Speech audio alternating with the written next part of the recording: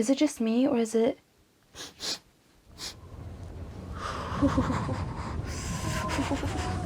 Is it fall season?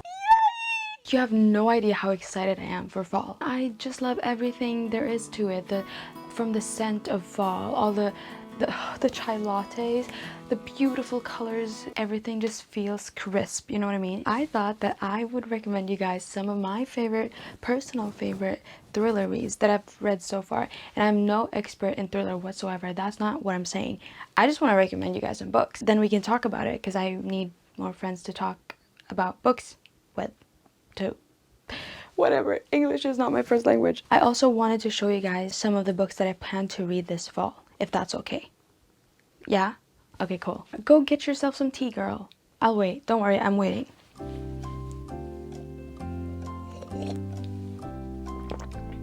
This is not tea. This is Fanta. I really want you guys to be super cozy in this video, okay? So get yourself a cup of tea, make yourself cozy, light a candle. I don't have my cinnamon scented candles yet, but I do have pink peony. Peonies are my favorite flowers. Are you ready? So now that you're cozy, you have your blanket, right? You have your blanket. That's so important. Your tea.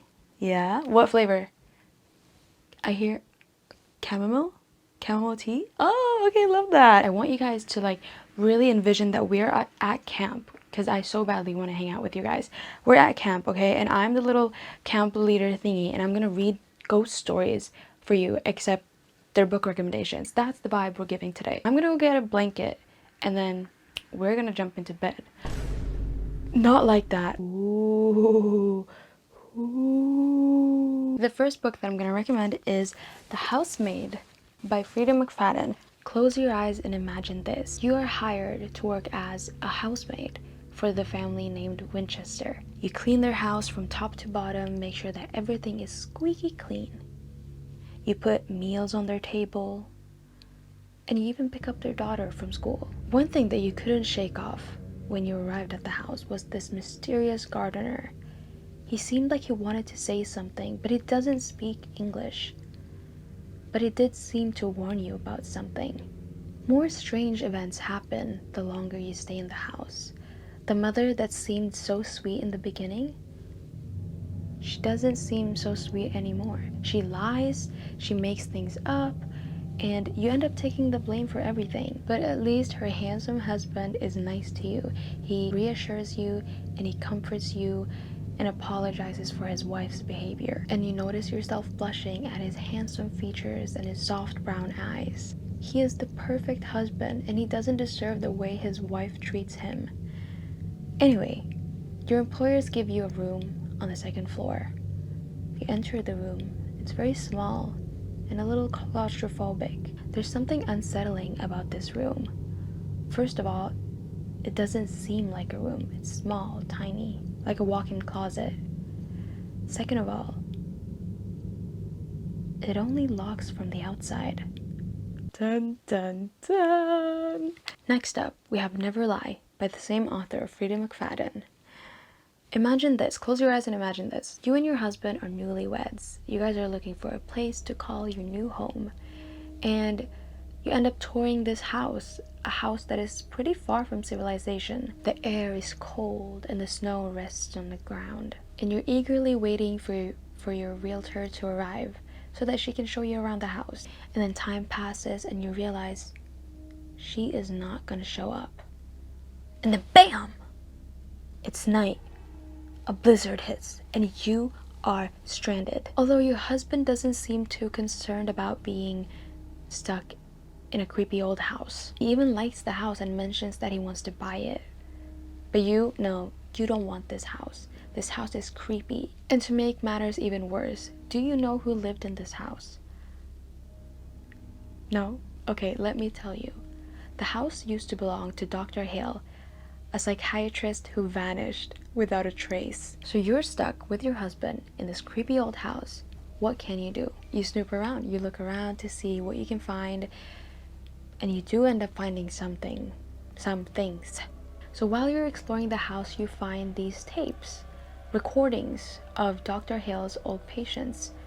Some initials are written on the tapes, EJ, PL, but you have no idea who those are. You know you shouldn't But you do end up listening to these tapes.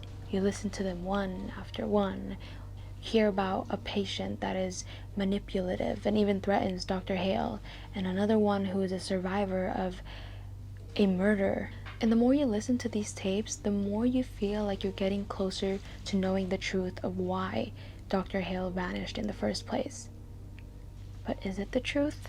The next book is The Silent Patient by Alex Michaelides. Alex. Alicia shot her husband 5 times when she arrived home from work. She doesn't say anything to prove that she is innocent, nor does she say that she's guilty. In fact, she doesn't say anything at all. After the murder, she goes entirely quiet. She hasn't uttered a single word. And regardless of how many doctors and nurses have been trying to get through to her, no one can make her speak. But you, as a psychiatrist, find interest in her story. And you're convincing yourself that you are the one who is going to make her speak. Something in you says that you'll be able to get through to her, unlike anyone else. She doesn't talk or communicate, but she paints. Beautiful paintings. And at first glance, they just seem harmless, very beautiful paintings. But the more and deeper you look into them, the more twisted things you find out. It's like she's telling you the truth through a complex painting. And you want to believe that she's just damaged, she's grieving. But the more you look into her story, the more you get to know her, you realize that there are so many twisted things that you did not know, that no one else knows about her. I can't believe I fell for every single thing. You know what I mean? Like I thought I had everything figured out. I did not. I did not. The next book is a book that gave me the creeps at night. Why was I reading this at night? I don't know. It's called The Only One Left by Riley Sager.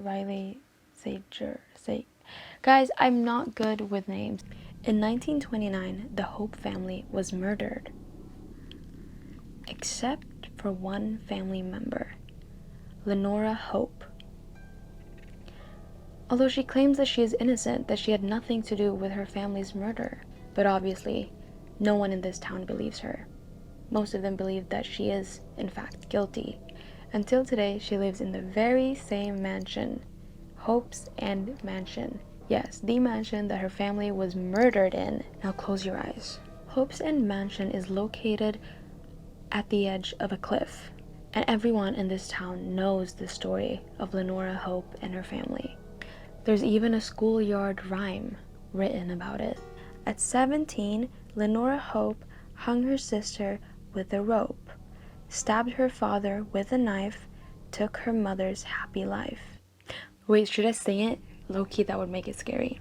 At 17, Lenora Hope hung her sister with a rope, stabbed her father with a knife, took her mother's happy life. Was that good?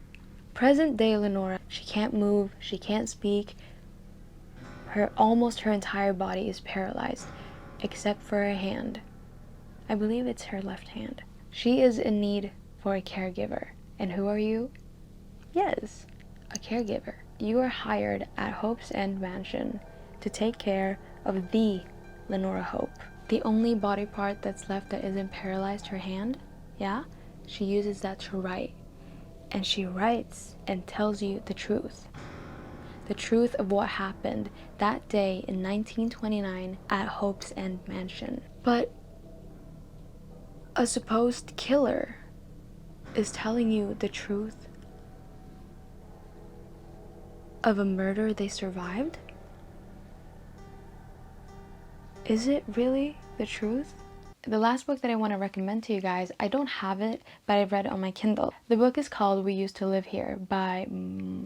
It is by Marcus Cleaver. Cleaver, I think. Close your eyes and envision this. You and your partner find this house, and it seems like the perfect house to flip, because you guys are house flippers. And it's kind of in the middle of nowhere, but you got it for a pretty good deal. But later you realize that this house is going to take more time, more money, and a lot more work before it's up and running. And then one evening, there's a knock on the door. Weird? Because you weren't expecting any visitors, especially by this time of the day. You walk to the door and you open it. A man stands there. Thomas. He smiles. He seems very polite, and he's standing with his family, his wife, his 2 boys, and daughter. He mentions that he grew up here in this exact house, and he tells you that this used to be his childhood home, and that he simply just wants to get inside and take a look and show his little family of where their dad used to live. The family seems very excited about this, and a quick little tour isn't gonna hurt anybody, right? Completely harmless. And the people pleaser in you lets them in. This seems to be a very sweet family. They're harmless, probably. The moment this family enters the house, the entire energy shifts, and suddenly the air feels heavier. And the tour takes way longer than you anticipated. But everything has to come to an end, right? And so finally, this family is getting ready to leave. But their daughter is missing. You look around. She's not here.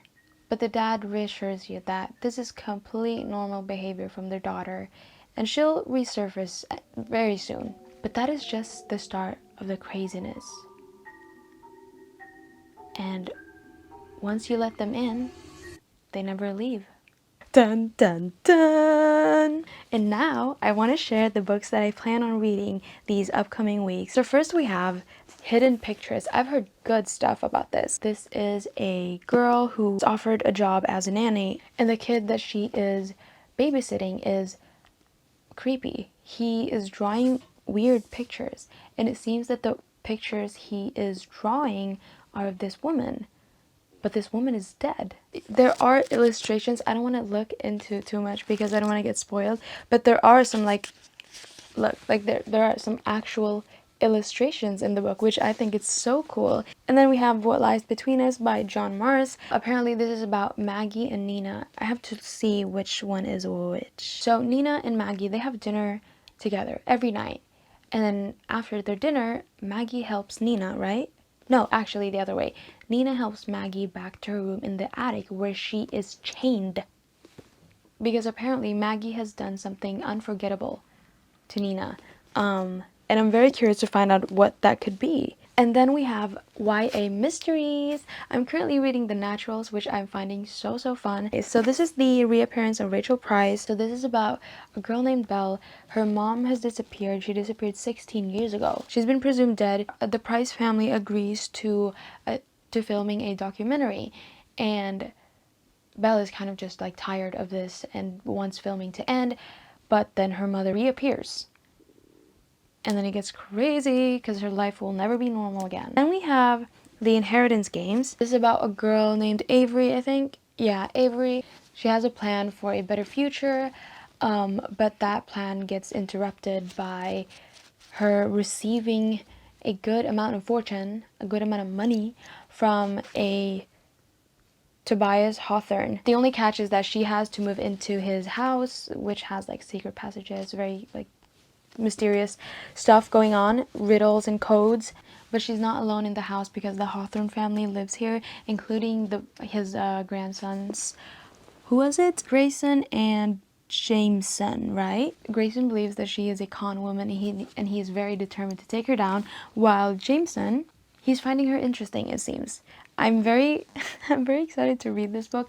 I've seen so many TikToks on my For You page about this book. And then obviously I'm going to continue the Natural series. If you've read any of these books, if you want to read any of these books, please let me know, because if you haven't read these books, we could read it together maybe, or if you have read these books, we can talk about it so that I have more people to talk about books with. I hope that these recommendations were to some help. Thank you so much for watching. Bye bye. Mwah.